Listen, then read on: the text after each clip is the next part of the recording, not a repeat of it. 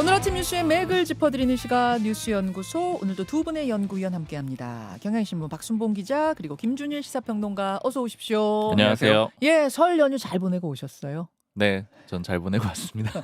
약간 뜸을 들이고 대답을 하죠. 아, 등남했습니다. 등남. 축하드립니다. 감사합니다. 네, 축하드립니다. 등남하고 돌아오신 박순봉 기자. 그나저나 설 연휴 동안 이슈가 많았어요. 안팎, 국내 안팎으로, 국내외 안팎으로. 어떤 것부터 볼까요? 국민의힘 헌재 때리기. 국민의힘 헌재 때리기. 국민의힘이 헌법재판소 공정성에 대해서 문제 제기를 하고 나섰죠. 네, 일부 재판관들이 정치적으로 편향됐다, 혹은 뭐 민주당 성향이다, 진보 성향이다 이런 지점으로 공격을 하고 있는 거고요. 네. 그러니까 이 얘기는 결국에는 지금 재판관 구성으로는 탄핵 심판의 결과를 수용하기가 좀 어렵다, 이런 의미까지 볼 수가 있는 거예요. 좀 전방위적으로 공격을 하고 있는데, 어제 권성동 원내대표가 기자회견을 했고, 또 그제는 주진우 의원, 당 법률자문위원장이잖아요. 입장문 내고 뭐 대변인들, 개별 의원들 나서서 총공격을 했습니다. 예. 누굴 공격하고 있느냐면 대표적으로 문영배 헌법재판소장 권한대행을 가장 많이 공격을 하고 있고요. 네. 뭐 이외에도 민주당이 추천한 정계선, 마은혁 재판관도 문제를 삼고 있습니다. 어떤 부분에 대한 문제 제기인가요? 요약을 해보면, 일단 첫 번째는 문영배 대행은 이재명 대표랑 사법연수원 동기로 친하다, SNS도 많이 주고받았더라, 이런 지점을 공격을 하고 있고요. 예, 예. 그 두 번째는 문영배 대행하고 또 이미선 정계선 재판관은 우리법 연구회 출신이다. 즉 이게 진보 성향 판사 모임 출신이잖아요. 그러니까 성향이 뭐 좌편향돼 있다, 이렇게 공격을 하고 있는 거고요. 그리고 헌법재판관 추천도 잘못됐다, 이런 것도 공격을 하고 있어요. 이게 이제 주진우 의원이 얘기를 하는 건데, 네. 그 세 명이 국회 추천 몫이잖아요. 이게 원래 여당 한 명, 야당 한 명, 그리고 여야 합의로 한 명, 이렇게 추천을 하게 돼 있는데, 야당이 마은혁, 정계선 두 재판관을 추천하지 않았느냐, 이거는 추천 과정에서 잘못됐다, 이렇게 주장을 하고 있습니다. 다만 짚어보면 이 재판관 추천은 작년 11월에 추경호 원내대표 시절이었는데, 그때 여야 합의로 이뤄진 내용입니다. 자, 그동안은 이제 헌법 재판관들 자체에 대한 문제 제기는 하지 않았었는데, 왜 이 설 연휴 동안 이 문제를 적극 부각시킨 걸까? 그 의도는 뭐라고 보세요? 좀 그 국민의힘 쪽 분위기를 좀 들어봤을 때는, 네. 일단 첫 번째는 아까 말씀드린 대로 정당성 자체를 흔들겠다라는 거고, 이건 지연 작전도 됩니다. 근데 이게 좀 주목되는 지점인 게 뭐냐면은, 일반적인 재판이라고 본다면은 예. 판사를 공격하는 거잖아요. 그렇게 되죠. 그럼 나와서 판사를 공격하는 건데, 이게 유리하냐라고 하면 보통 불리하다라고 생각을 하죠. 왜냐면 최종적으로 결정을 내리는 사람들이니까요. 이제 국민의힘 모 관계자 표현은 이게 인용을 예상하고 움직이는 거 아니냐, 이런 얘기를 하는 거예요. 어차피 인용될 것이다. 즉 파면이 될 것 같으니 애초에 좀 이게 흔들기를 하는 거 아니냐, 이런 그렇죠. 얘기요? 인용을 전제했으니까 차라리 지연을 시키거나, 그러니까 재판관 구성을 바꾸자고 압박을 하거나, 아니면 결과가 나왔을 때 이게 잘못된 것이다라고 미리 좀 전제를 하고 공격을 하겠다라는 그런 이제 분위기가 한 가지 있는 거고요. 그리고 두 번째는 지금 이제 그 여당의 그 공격 방식 전략을 좀 볼 수가 있는 게, 일단 첫 번째는 이제 헌재 요 문제를 가지고 계속 흔드는 거고요. 네.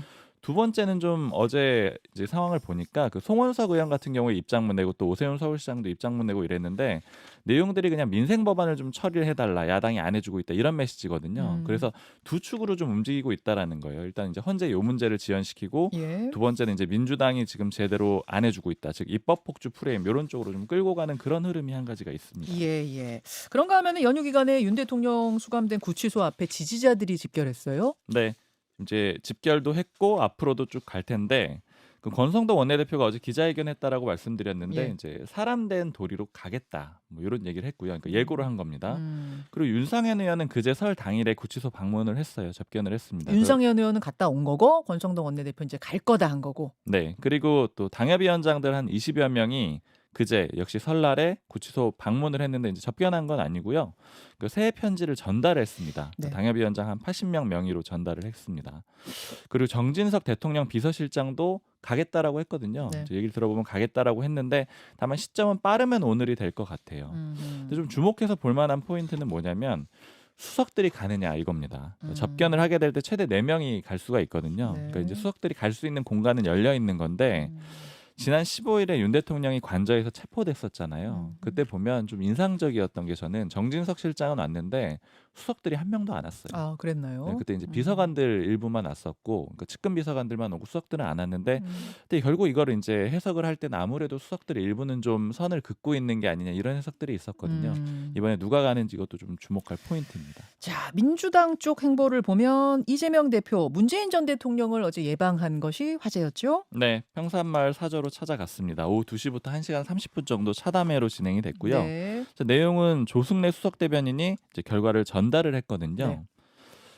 이 이제 어떤 배경을 좀 봐야 되냐면, 지금 민주당 지지율이 좀 올라가지 않고 있어요. 큰 흐름으로 보자면 윤 대통령이 탄핵까지 됐으니까 야당 지지율이 많이 올라야 되는데 그러지 못하고 있고요. 음. 그러다 보니까 소위 이제 일극 체제라고 표현이 되고 있었던 이재명 대표 체제를 흔드는 목소리도 많이 나왔죠. 그렇죠. 그러니까 비명계 주자들이 목소리를 내고 있는데, 대표적으로 뭐 김경수 전 경남지사 같은 경우에는 뭐 당에서 멀어진 분들, 그러니까 총선 과정에서 치욕스러워하면서 멀어진 분들 이제 데려와야 된다, 가까이 오실 수 있도록 해야 된다, 이런 얘기도 했고. 김경수 전 지사의 그제 SNS가 지난주 발언보다 더 강했어요. 네, 점점. 치욕이란 단어가 쓰였어요. 그리고 또 일극 체제, 정당 사유화, 이런 아픔을 버릴 수 있도록 정치 문화 바꿔야 된다, 이런 얘기도 했습니다. 그러니까 예. 이재명 대표를 정면 비판을 한 거죠. 김경수 전 지사가 이렇게 SNS에 치욕적으로 이제 당을 떠난 분들 포용해야 한다, 그분들에게 사과해야 한다 메시지가 나오고, 어제 문재인 대통령을 이재명 대표가 만나는 거였기 때문에 문재인 전 대통령 메시지는 뭐가 나올까 주목을 했는데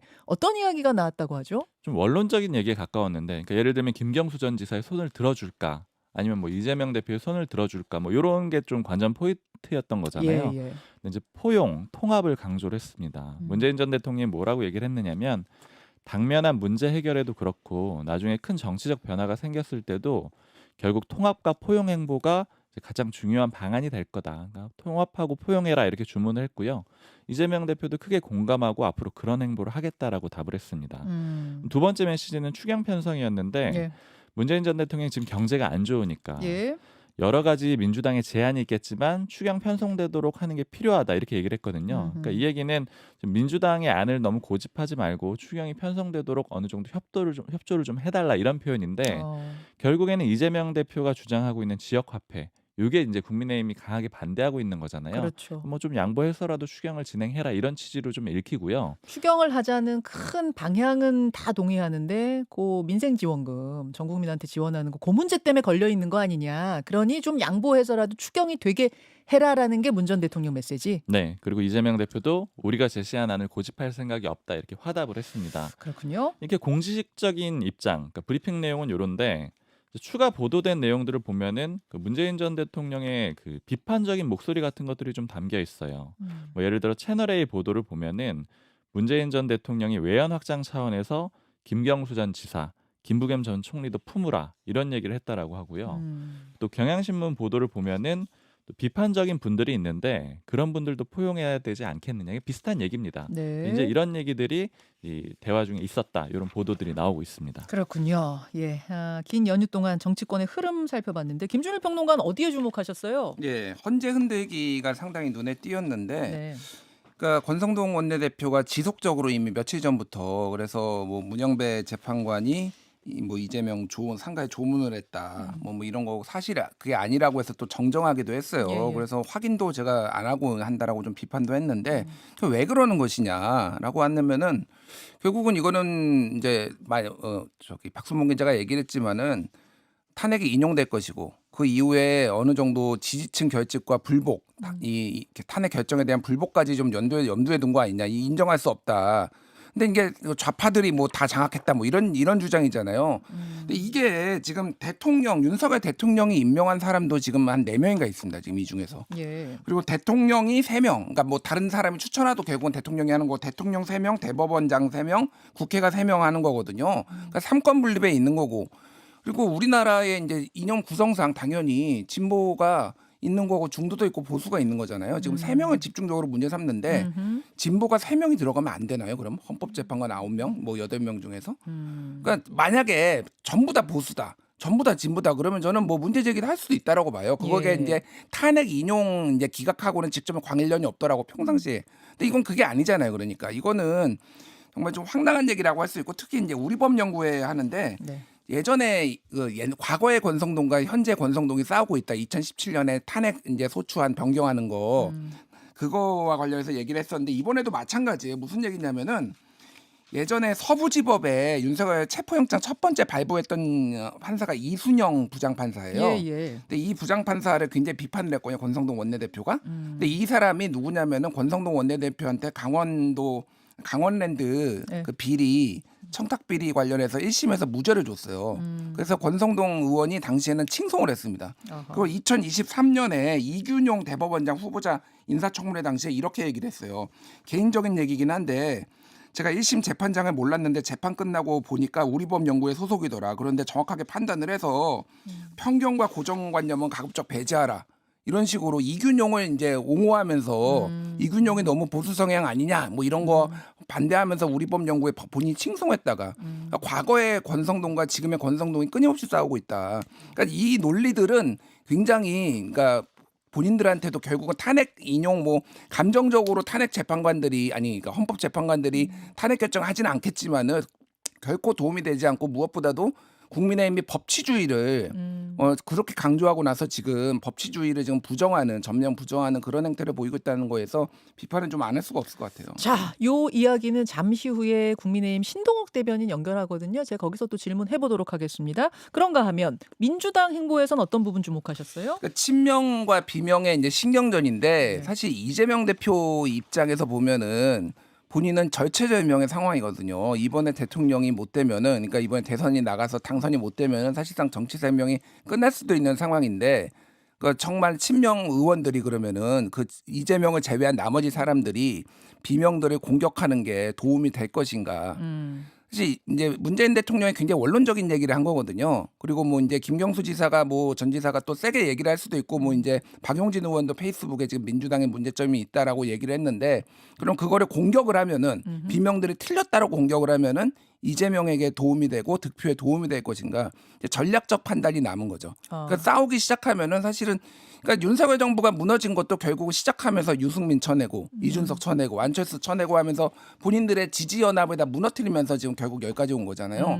그러면은 당장 대선에 그러면 될 수 있을 것인가? 그러니까 선을 잘 타야 될 것 같은데 최근에 나오는 거는 그냥 즉자적으로 찌르면은 용수철 튕겨 나오듯이 지금 친명들이 그렇게 반응하고 있거든요.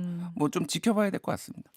자, 이 문제도 뭐 민주당 한민수 대변인도 연결하니까요. 어제 이른바 문명회동 관련된 이야기도 좀 나눠보기로 하고 다음 이슈 넘어갈까요? 네, 최상목 오늘 거부권. 오늘 내란 특검법에 대해서 최상목 권한대행이 국무회의석상에서 거부권을 행사할 것이냐 안 할 것이냐 주목이 됩니다. 네, 오늘 국무회의 할 걸로 전망이 되고요. 지금 거부권 행사 시한이 2월 2일까지거든요. 내란 특검법에 대해서요. 오늘 국무회의 여는 거는 팩트죠. 이건 뭐 유력합니다. 매우 유력하다고 보시면 되고요.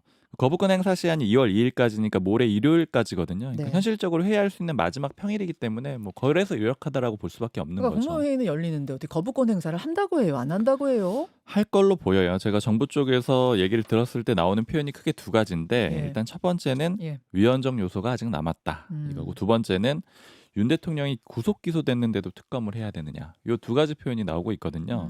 지금 위헌적 요소가 남았다라는 건 어떤 얘기냐면 관련 인지 사건 수사할 수 있도록 한 조항이 있거든요. 네. 여기에 좀 주목을 하고 있어요. 그러니까 민주당이 이번 특검법에서 수사 대상을 확 줄였거든요. 예를 들어서 외환죄라든지 내란 성동 혐의에 대해서는 특검에 포함시키지 않기로 했잖아요. 네, 그래서 확 줄였고 그래서 국민의힘의 이탈 내지는 이제 동의를 요구했던 건데 네. 국민의힘에서는 그렇게 했더라도 관련 인지 사건을 수사할 수 있도록 하게 되면 이게 또 다시 무제한 넓어질 수 있는 게 아니냐 이렇게 문제 제기를 하고 있는 것이고요. 관련 인지 사건. 근데 이제 다만 이 조항은 예전에 박근혜 정부 때 국정농단 특검이나 아니면 이명박 정부 때 BBK 특검이 있었잖아요. 예. 그때도 다 담겨 있던 내용이긴 합니다. 그리고 또 두 번째는 구속 기소가 됐는데 또 특검을 또 별도로 해야 되느냐 이런 주장인 건데 네. 이 얘기들은 결국에는 국민의힘 입장하고 같거든요. 그래서 국민의힘은 이미 거부권 행사해달라고 요청을 했고 최상목 대행도 이걸 수용할 걸로 이렇게 좀 추정이 됩니다.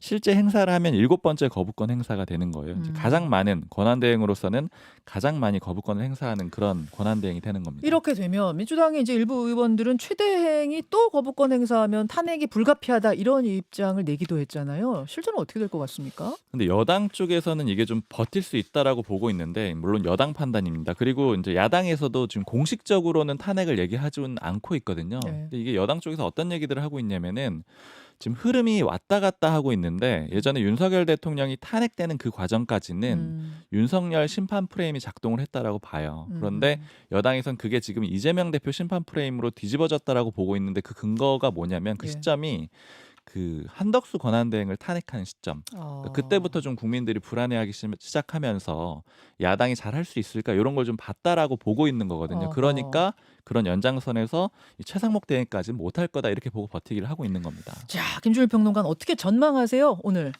예, 뭐 거부권 행사의 가능성이 높은데 문제는 최상목 대행이 본인도 여기 수사와 관련이 있기 때문에 사실은 이 거부권 행사하는 게 이해 충돌이 여지가 있다는 지적이 있어요. 그러니까 윤석열 대통령이 최상병 특검 거부권 행사하고 김건희 특검만 한 게 이게 문제가 있다.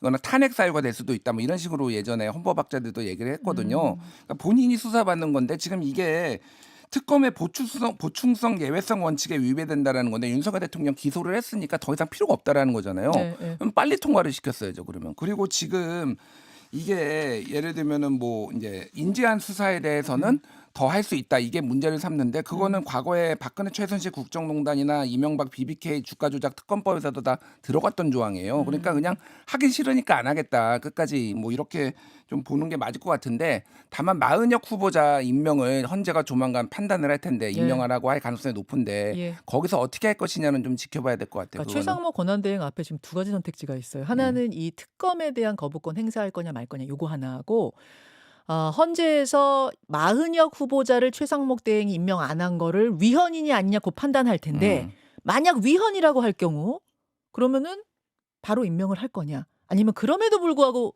임명하지 않을 거냐 뭐 요 두 가지 선택지 최대행 앞에 놓여 있습니다. 저는 임명할 거라고 봅니다. 이거는 임명할 전에도 2명을 임명을 했고 그러니까 위헌이라는 부분 법을 지금 따져가지고 하나하나씩 특검도 어쨌든 거부를 하는 상황인데 위헌인데 이걸 안 하면 일관성이 없어져요. 그렇기 때문에 저는 임명을 할 거라고 보는데 어쨌든 줄타기를 하고 있는 상황이다 이렇게 보면 될 것 자, 같아요. 일단 여기까지 정치권 흐름 보고요. 지금 여객기 사고가 우리나라에서도 하나 큰 게 있었고 어제 미국에서도 큰 게 있었는데 요거는 2부의 인터뷰로 더 깊이 있게 풀어보겠습니다. 두 분 수고하셨습니다. 감사합니다. 김현정의 뉴스쇼는 시청자 여러분의 참여를 기다립니다. 구독과 좋아요, 댓글 잊지 않으셨죠? 알림 설정을 해두시면 평일 아침 7시 10분 실시간 라이브도 참여하실 수 있습니다.